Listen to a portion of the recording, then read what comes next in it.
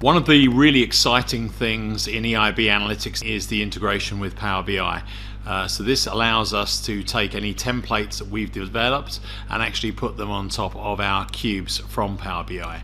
And what we're going to do is we're going to have a look at how do we actually analyze financial and non-financial information using the same technology. And Power BI opens up a number of other options to us. It actually opens up full drill down on charts, which can need to be achieved. It opens up web deployment and mobile device deployment, and it also opens up new ways of visualizing the data, such as cause and effect analysis, and also actually having a look at geospatial analysis in a lot more granularity than you could do within the Excel environment. So what I'm going to do is I'm just going to go over and start on, this is a very old, one of the first Power BI reports we did. As you can see, not terribly cosmetically appealing here, but this is really just, I guess, making available some of the reports that you could perhaps do in EiB Report Studio available on the web interactively.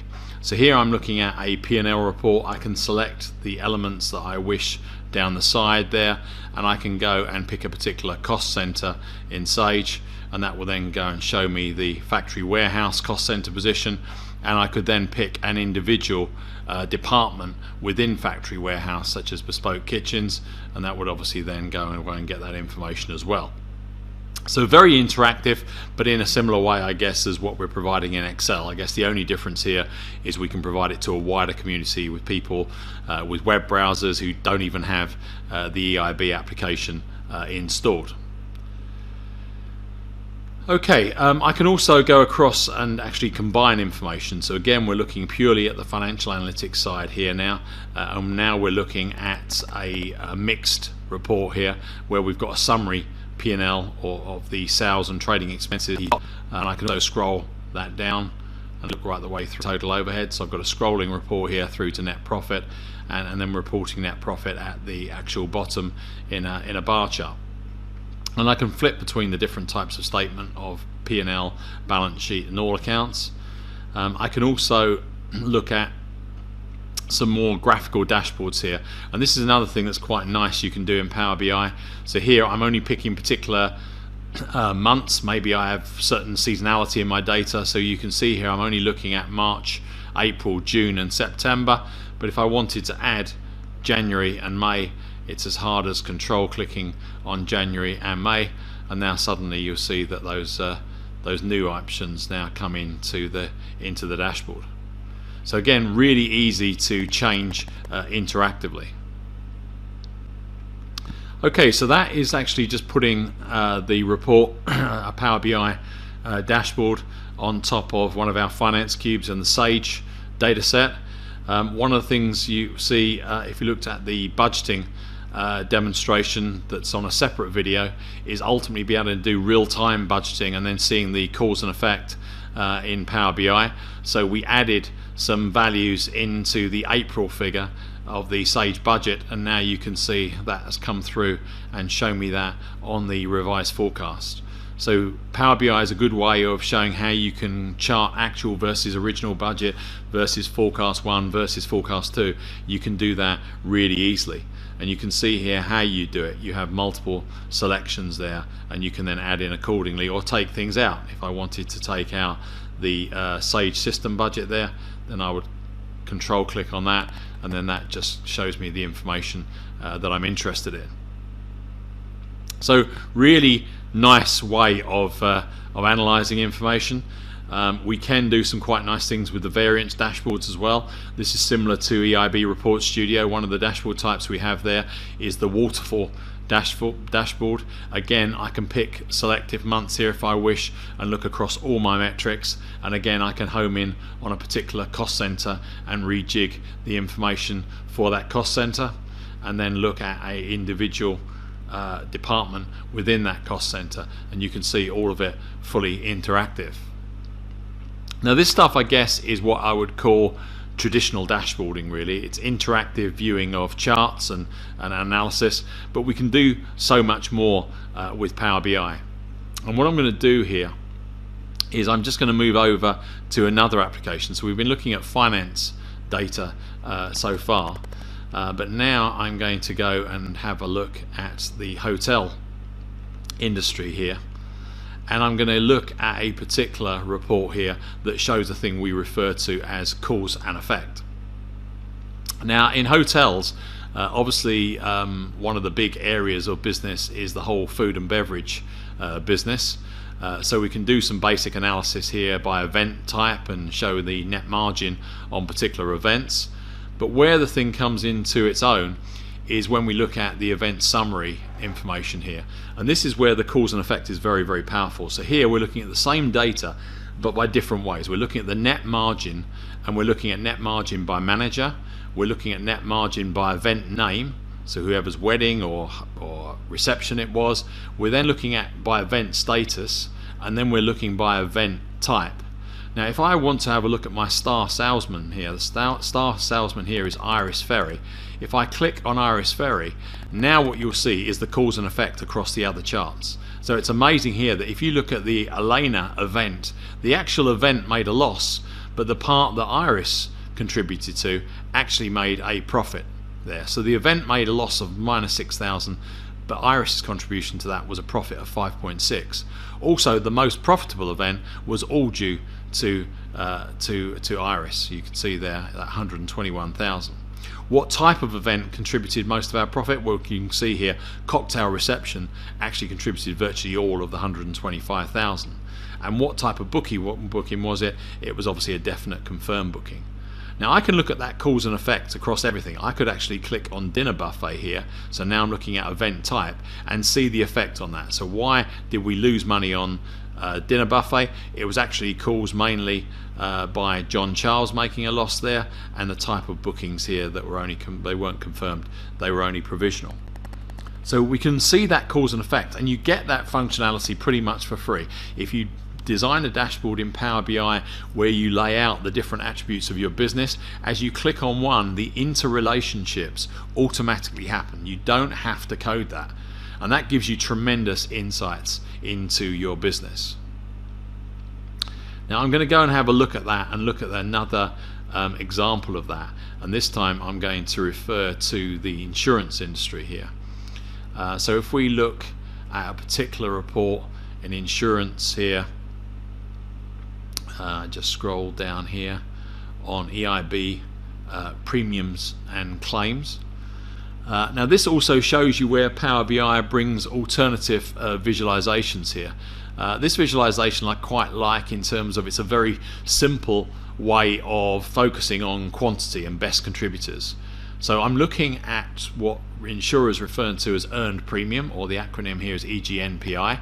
So earned premium by broker, earned premium by region, earned premium by age band, earned premium by occupation. So it's the same earned premium. The total is exactly the same here. I'm looking for a particular year, which I can change here. And I can see at a glance here that Business Choice, County Southport and Blue Drop were effectively our three largest brokers here. I can see that the age we appeal to, our 60+ drivers, tend to contribute most of our business. They're contributing they're the largest contributors with 3.2 million of the 8.1. And I can also then look at my region information here and see that Greater London is by far the biggest region, and taxi drivers are our biggest occupation. So I can see that's a nice visualization that gives me quantification. But if I then look at the premiums analysis, here what we're doing now is we're looking at our best contributors. So this is another thing I think Power BI adds. Rather than just graphing everything, why not look at type exception type stuff? Who are our star players here? Who are our best performing brokers? What are our best performing regions? And this is where the cause and effect really does come in, because if I pick at, say, Blue Drop services here, I can actually home in on that broker and actually see now what their contribution was across the different regions. So I can see that Blue Drop actually mainly write business in the northwest, and I can see the contribution accordingly, and they write again quite a lot of 60+ business.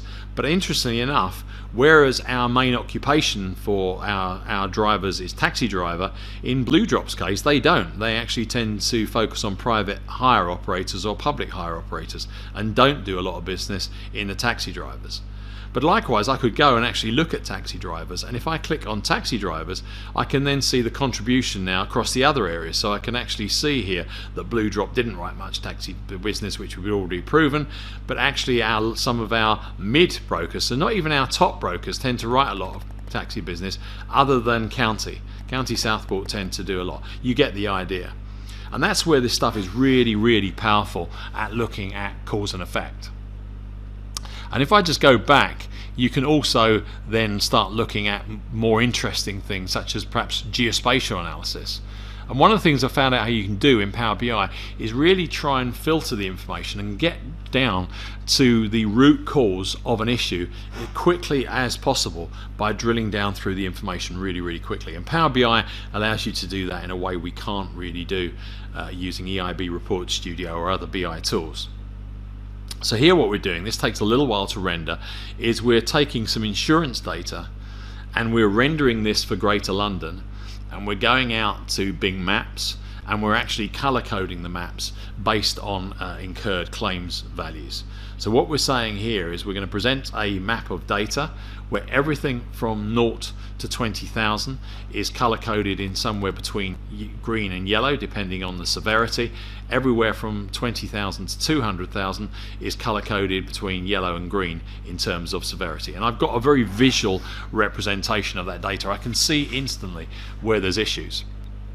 So obviously I might want to focus in on a bad issue, so I could actually go across to Staines, and I can see that Staines here has written 1.1 million's worth of gross business, but at the same time their incurred losses is 1.4 million, so they're making a bit of a loss.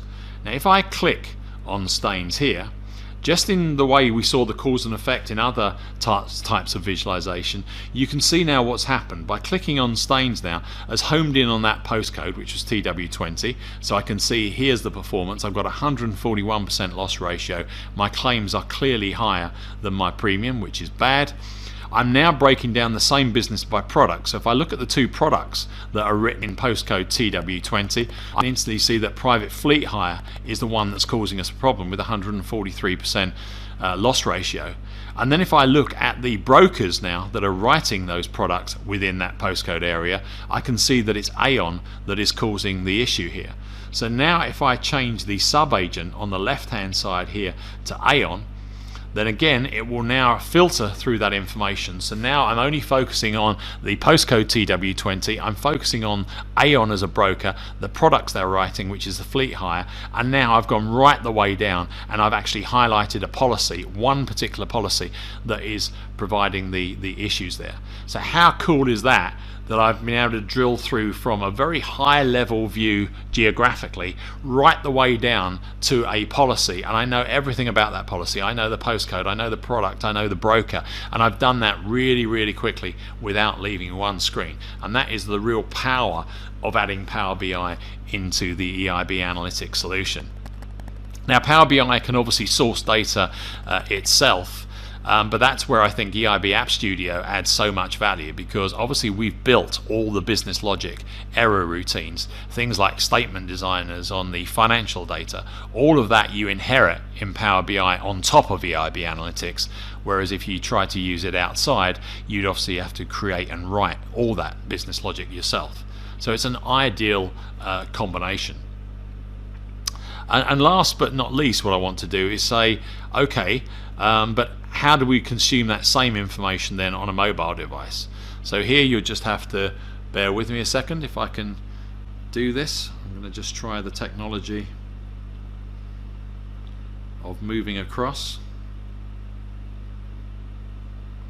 And what I'm going to do now is I'm going to actually show you the same information now. Here I'm obviously looking at it on my iPad. So there's a slight delay here whilst the iPad refreshes it to the laptop, but you can see now if I select Power BI, this is now loading up the iOS application, but it's connecting to exactly the same data as we've seen.